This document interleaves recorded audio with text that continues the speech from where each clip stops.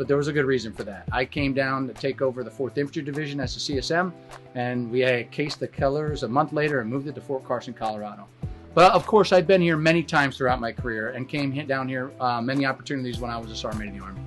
What I like about the Great Place is one, the community. I talked about it earlier. And two is the diversity of our soldiers and the capabilities that this Corps brings to bear for the United States Army is incredible. Soldiers. They're what drove me every day is all the way to the point, and every day I was a Sergeant Major of the Army. They drove me out of bed every morning. They drove me to try harder because we owe so much to them.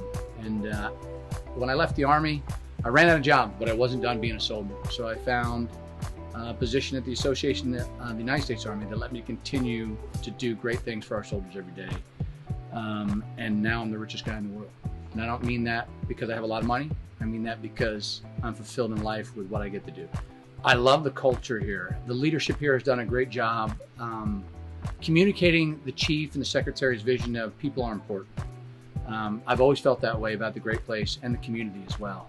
So many community members here are willing to do so much for our soldiers and their families. And this team of teams, which is made up of our great civilians, the leadership and our soldiers here at Fort Hood, is strong as ever. And I know the Army's in good hands when we have great things like the Great Place in the United States Army. Yeah, I think the most precious resource that our nation gives us is our soldiers.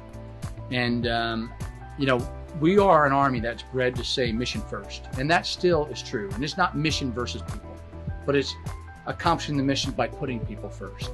And I think that's what the Chief and the Sergeant Major of the Army and the Secretary are saying, and it's important, is that we're not going to be able to accomplish